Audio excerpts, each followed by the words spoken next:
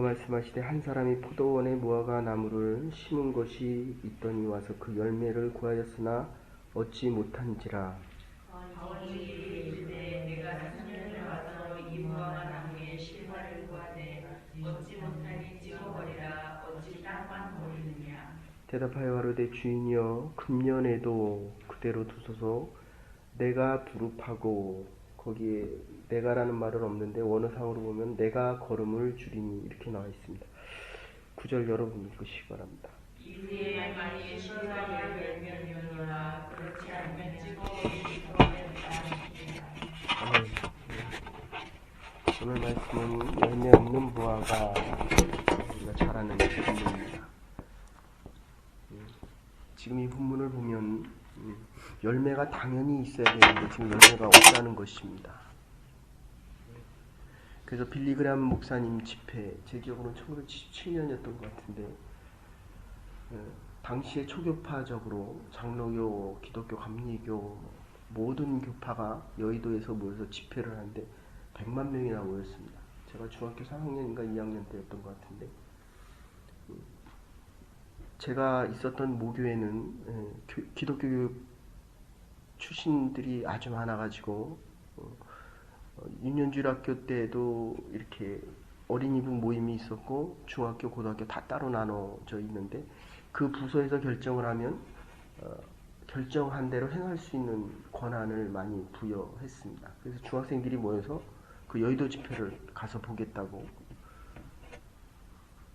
지금도 기억이 생생한데 이게 사람이 얼마나 많은지, 이게 100만이라는 사람이 이렇게 많은 거구나.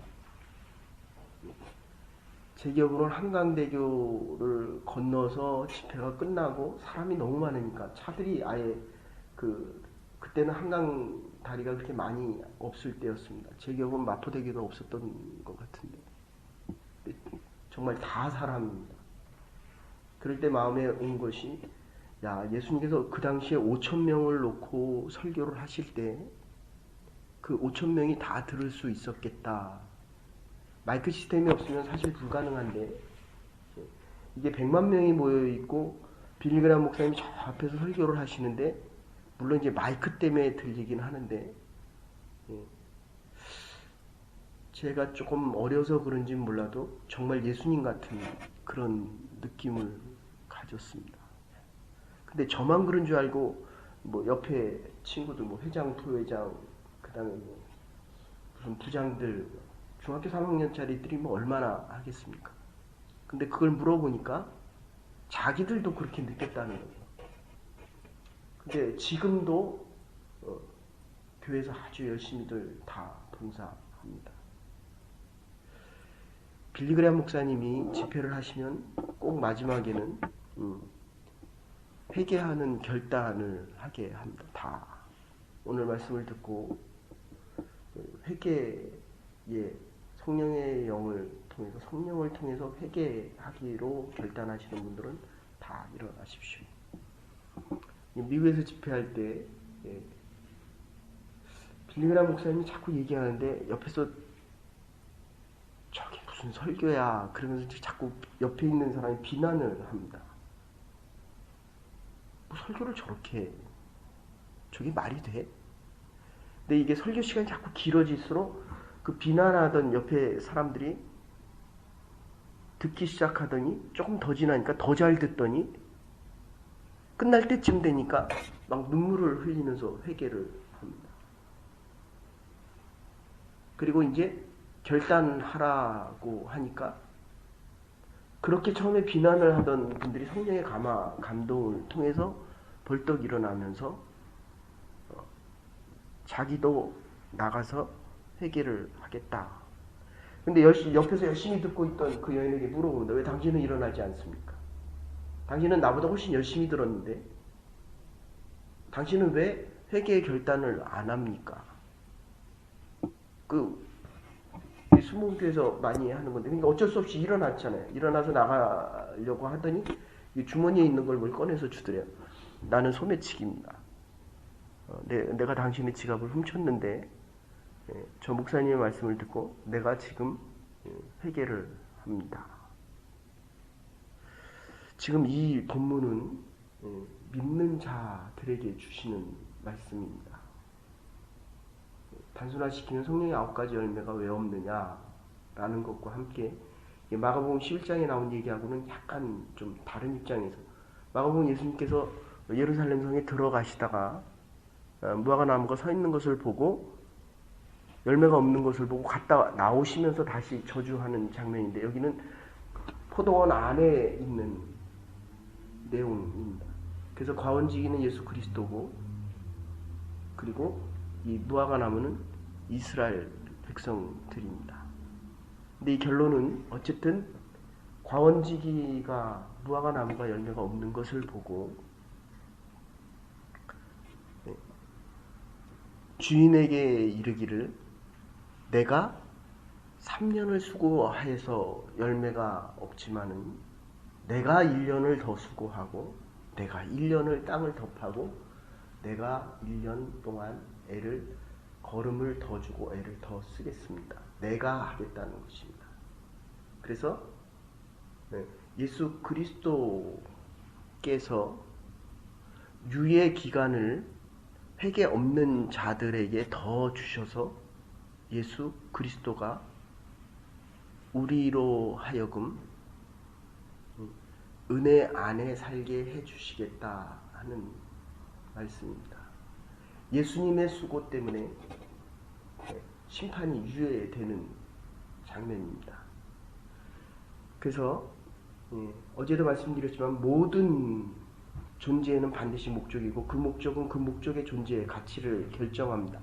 목적이 없는 것은 가치 또한 없게 됩니다. 목적이 귀할수록 투자할 만한 가치가 있고 희생도 수고도 할 만합니다. 그런데 그 최종 목적이 분명하고 시원치 않다고 한다면은 그것을 위하여 수고하는 것처럼 어리석고 허무한 것이 없다는 것입니다. 어떤 목적을 두고 열심히 수고해 왔는데도 그 결과가 목적과 같지 않다면 그 실망과 피곤은 이루 말할 수가 없게 됩니다. 아무리 많은 수고를 하더라도 좋은 결과, 좋은 목적, 좋은 열매만 맺을 수 있다면 그것은 그다지 그렇게 힘든 것이 아니라는 것입니다. 우리의 인생의 삶의 여정들이 하나의 목적을 향해 가고 있습니다. 집을 사는 건 목표입니다. 목표. 우리의 아이들이 잘하는 것 또한 목표입니다. 제가 좀 죄송한데 가정적인 아침에 일어나는데 애가 몸이 아파가지고 자기가 공부하는 데를 못 가고 있는데 이 개를 뭐라 그럽니까? 무슨 수술을 시켰어요. 임신 중절 수정 그거를 했는데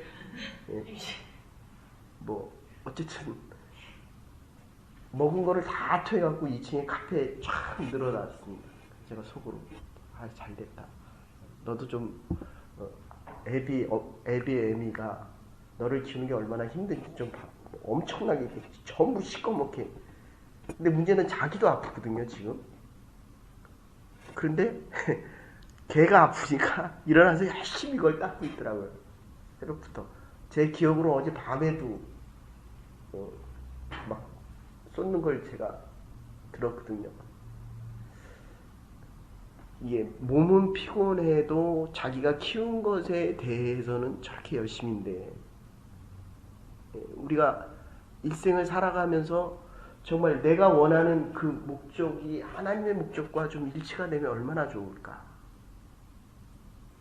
그런데 우리의 인생의 목적과 목표가 다를 때가 참 많습니다. 우리는 부자 되기 위한 것이 인생의 목적이 아닙니다. 필요하다면 하나님께서 부를 주시는 것이고 필요하지 않다면 그 부가 없어도 넉넉히 살아갈 만한 이유와 그 가치가 존재한다는 것입니다. 그래서 이 세계 모든 것들은 목적이 있습니다. 하나님의 창조에 목적 없는 존재가 없기 때문입니다. 아직까지도 우리가 살아있다는 것은 아직도 해야 될 일이 있다는 것입니다. 저와 여러분들이 지금 하나님 앞에 나와 예배드리고 우리의 모습을 보여드릴 수 있다는 것은 하나님이 시간과 건강을 주셨고 더 중요한 것은 믿음을 주셨기 때문에 이 믿음을 가지고 해야 할 일이 있다는 것입니다.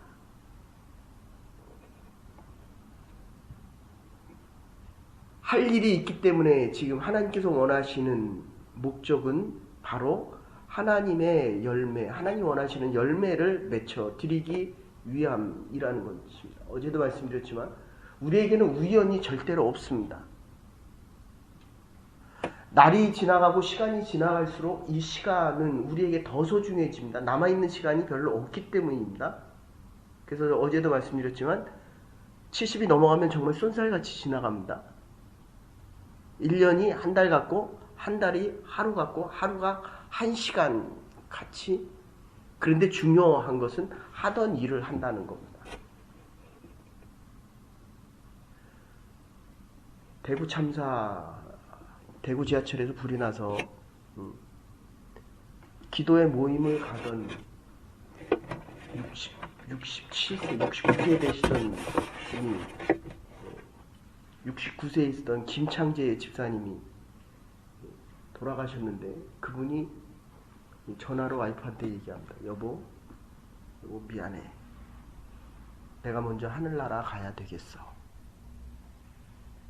할렐루야 아멘. 근데 뭐 하고 뭐 근데 4시간 후에 보도 난 거 보니까 남편이 지하철 사고로 문이 안 열려서 지하철이 불타면서 그대로 세상을 떠났습니다. 그러니까 이게 지금 말씀 가운데 제일 중요한 것은 세상에 있는 사람, 이게 지금 심판에 대한 이야기거든요. 3년 동안 애를 썼으면 열매는 당연히 있어야 됩니다. 이 무화과라고 하는 거는 3월부터 4월에도 열매가 있지만 9월에도 10월에도 열매가 언제든지 있는 작은 열매, 좀 떨기라도 하지만 그래도 먹을만 하기 때문에 언제든지 열매가 있어야 하는데 없다는 겁니다. 지금 저와 여러분들이 살아야 될 가장 분명한 이유는 성령의 열매와 예수님의 하나님의 목적과 우리가 살아가는 인생의 목표가 이게 지금 같아서 어쨌든지 간에 열매가 있어야 한다는 것입니다.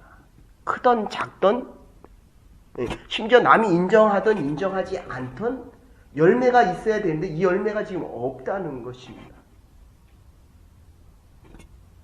우리에게 가장 필요한 것은 하나님의 절대성 안에 움직여지는 하나님의 필연만이 있을 뿐입니다. 제가 영성에서 불교를 전공했는데 불교는 우연을 정말 많이 강조합니다. 이게 윤회론 때문에 그랬습니다. 돌고 도니까 누군가를 만나면 우연을 필연처럼 얘기합니다. 아닙니다. 기독교는 필연이 있기 때문에 우연이라는 것 자체가 존재하지 않습니다. 하나님의 모든 계획 안에 우리의 생명의 존재가 필요하고 살아있는 이유는 하나님의 목적을 통해서 열매를 맺기 위함이다. 이렇게 이야기합니다. 그래서 마가복음 11장 13절에 무화과의 때가 아님이라. 무화과 때가 아니기 때문에 열매가 없어야 됩니다. 아닙니다.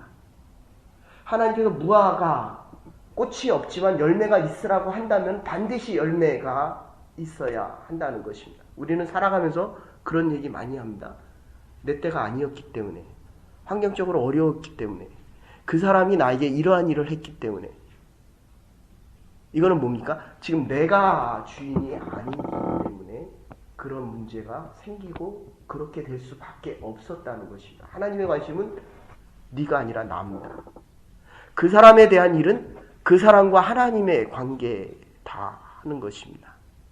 남편이 어떤 말을 하고 어떤 행동을 하고 어떤 일을 해도 그것은 그 사람과 하나님의 일이고 하나님은 나에게 원하시는 내 열매를 지금 맺어갈 수 있어야 한다는 것입니다. 그런데 이 하나님의 기다림에는 반드시 한계가 있고 한계가 있는 행동적인 믿음입니다. 하나님은 열매를 맺도록 하시고 깨닫게 하시고 행동하게 하시고 부지런하게 하시고 진실하게 하시고 겸손하게 하시고 계속 열매를 맺도록 조치하고 간구를 하고 계시는데 우리에게 열매가 없다는 것입니다. 그래서 이 3년을 기다렸다는 것은 기다림의 한계를 이야기합니다. 하나님의 사랑은 회개하고 돌아오는 자에게 무한한 사랑을 베푸시지만 죄를 계속 짓는 자에게는 무한한 것이 아니라 그때는 죄의 경우에 따라 심판으로 바뀐다는 것입니다. 이게 아주 역설적인 이야기입니다. 하나님의 은혜를 받아들이면 사랑의 열매로 무한한 사랑을 맺으며 살아가지만 하나님의 은혜를 사랑을 받고도 죄를 짓는 데 사용하면 그게 계속 죄의 열매를 맺기 때문에 그것은 심판으로 와야만 그게 진실된 사랑이라는 것입니다. 이게 소돔과 고모라의 사건이고 그리고 이스라엘 백성, 패악한 이스라엘 백성들의 사건이고 노아의 홍수의 사건입니다. 하나님의 참으시는 인내를 하나님은 만홀히 여긴다. 이게 콧방귀를 끼는 겁니다. 또 까짓 이런 거 하는데 내가 죽기라도 해? 나에게 문제가 생겨? 내가 이만한 힘과 권력과 능력이 있는데 감히 하나님이 뭐라고? 하나님의 은혜와 사랑을 아주 우습게 여길 때 하나님은 반드시 심판을 하시고 두 번째, 이 죄를 지으면서 죄가 아니라고 변명합니다. 우리 야고보서하고 로마서 할 때 좀 더 자세히 하십시다. 이 죄에 대한 의미. 죄를 지으면서 죄가 아니라고 이야기합니다. 사실 이 죄에 대한 성격도 여러 가지 너무 다른 면이 있지만 어쨌든 본인이 성령을 통해서 또는 하나님의 말씀을 통해서 그리고 하나님께서 주시는 감동을 통해서 이게 분명히 죄라고 생각하는데 다른 사람한테 얘기할 때는 이게 죄가 아닌 것처럼 얘기합니다. 이럴 때 하나님께서는 심판을 하신다는 것입니다. 세 번째는 하나님을 우상화할 때입니다. 출애굽기 32장에 금송아지를 만들어 놓고 이것이 하나님이다 라고 이야기합니다. 자기들이 만들어 놓고 이거 하나님이다 라고 이야기합니다. 우리가 이룬 것, 작은 것들 아니면 크면 클수록 대통령이 되고 나니까 국민들이 부모 없이도 잘 자란 그 대통령의 딸을 보고 국민들이 정말 불쌍한 마음으로 한번 다시 대통령을 해봐라 하는 마음으로 뽑아줬는데 높은 자리에 올라가 보니까 모든 사람들이 다 내 말을 들어야 하는 것처럼 생각합니다. 민의보다도 권력이 더 위에 섰습니다. 하나님께서 우리에게 주신 은혜의 자리보다도 하나님이 우리의 이룬 일들보다 더 위에 계신 하나님으로부터 온 은혜라고 생각하지 않고 반대로 내가 하나님 위에 서고 이게 하나님이다 라고 이야기합니다. 반드시 심판이 있어야 합니다. 잘못된 건 잘라 버려야 합니다. 비즈니스가 잘 되는 건 축복입니다. 그러나 그것보다 더 중요한 것은 하나님이 허락하시는 동안만 이 비즈니스가 하나님의 자리를 떠나지 않을 수 있는 믿음의 자리에 서게 된다는 것입니다. 그러니까 심판받을 자는 매일 심판받는 일만 하고 죄의 열매를 맺어가고 성령을 맺는 자, 열매를 맺어가는 자들은 죽어가는 그 순간에도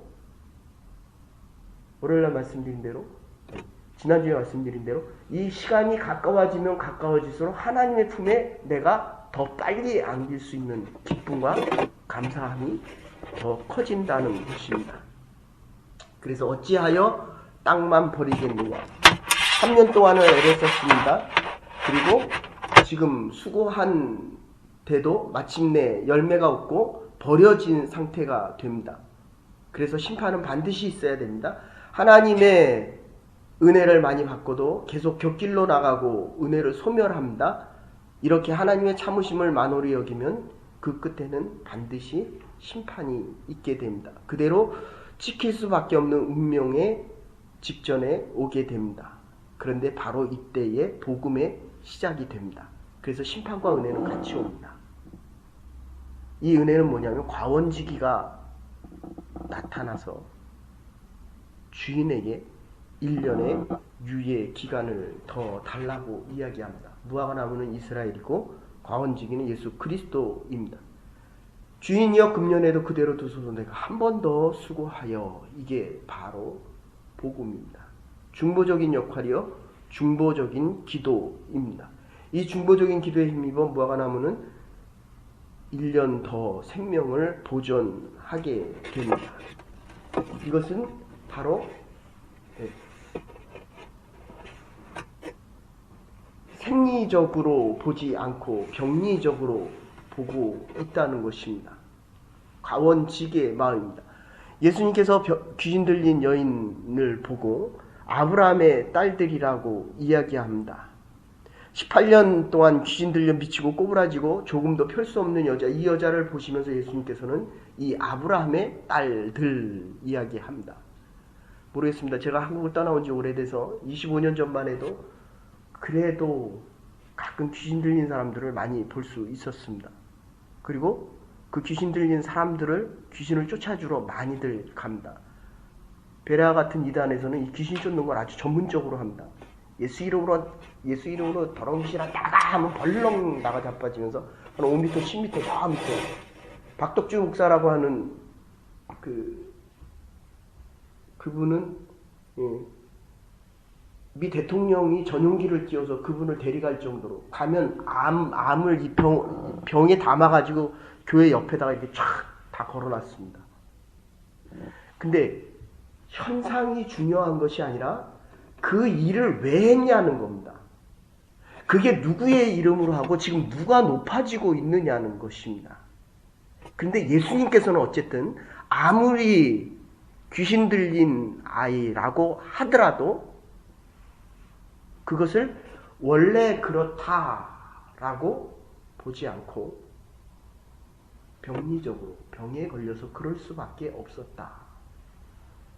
우리가 가끔 실수하게 되는 건 저 사람은 원래 저런 사람이야. 이거는 우리가 쓰는 용어가 아닙니다. 그럴 수밖에 없었겠다.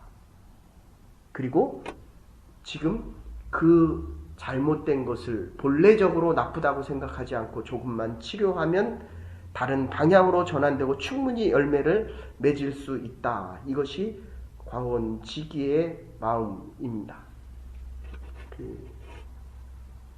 이혼하 부부 세미나를 해보면 이혼하러 오시는 분들의 대부분이 연애 결혼인 경우에는 이런 질문을 많이 던집니다. 결혼할 때도 그랬냐? 결혼할 때는 분명히 좋았거든요. 살다 보니까 점점 싫어지는 거예요. 그리고 아주 많이 싫어져서 이혼하겠다는 거거든요. 그러면 적어도 반은 내가 책임 있는 거 아닙니까?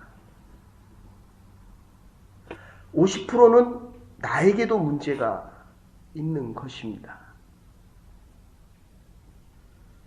그래서 지금 과원지기는 이렇게 이야기합니다. 50%의 책임을 지면서 심지어는 내가 나빠진 것이 저쪽에 책임이 있다라고 남에게만 책임 돌리는 것이 아니라 그래도 나에게 책임이 있다. 이것이 사랑이라는 것입니다. 사랑이라는 것은 책임을 같이 지는 것을 말합니다. 가난한 사람의 책임도 어리석은 사람의 책임도 그리고 병든 사람의 책임도 그 아픔도 같이 나누는 것입니다. 이 근본적인 책임을 같이 지는 것입니다. 그것이 나 때문일 것이라고 생각합니다. 그래서 내가 두릅하고 걸음을 주고 내가 한 번 더 수고하고 내가 더 한 번 더 노력해 봐야 되겠다는 것입니다. 나무가 나쁘다고만 말하고 이야기하지 않습니다. 나무에게 1년의 기회가 더 주어진 것이 아니라 과원지기의 1년의 수고가 필요한 것입니다. 언제든지 열매가 맺게 되려면 내 편에서 달라져야 합니다. 상대방을 고치려고만 할 것이 아니라 이 사람을 변화시켜 달라고 기도드리기 전에 내가 변화되기 위하여 기도해야 할 것입니다.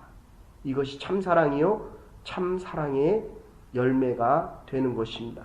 본래 사람은 자기의 능력을 다 발휘하지 못하고 살아갑니다. 내가 가진 것의 5%에서 10%만 발휘한다라고 이야기합니다. 그런데 뜨거운 사랑을 느끼면 감격이 치솟아올라 엄청난 역사를 이룰 수 있게 됩니다. 사람이 불안한 마음을 가지면 거짓말을 하게 됩니다. 그런데 사랑을 느끼면 창의력을 갖게 됩니다. 내 감격은 내 대신 희생하는 자, 나를 위하여 피를 흘리는 그의 희생을 보고야 감격하게 되는 것입니다. 내 희생, 내 수고, 내 기도로 인하여 무슨 열매가 있습니까? 나를 위하여 오늘 희생하고 있으며 나는 누구 때문에 오늘 살아가고 있습니까? 새로운 열매를 맺기 위하여 무화과 나무의 입장에도 서보고 과원지기의 입장에도 설 수 있는 것, 이게 참된 믿음의 삶이 될 것입니다. 남은 날들 많은 열매를 맺어갈 수 있는 하나님의 사람들이 될 수 있기를 주의 이름으로 축원합니다.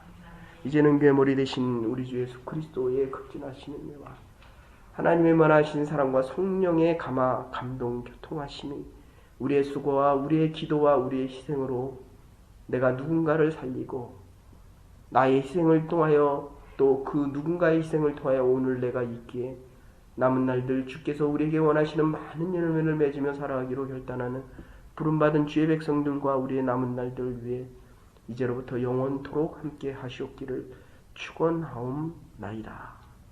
아멘. 오늘도 하나님께서 원하시는 많은 열매를 맺어갈 수 있는 하나님의 백성들 될 수 있기를 바랍니다.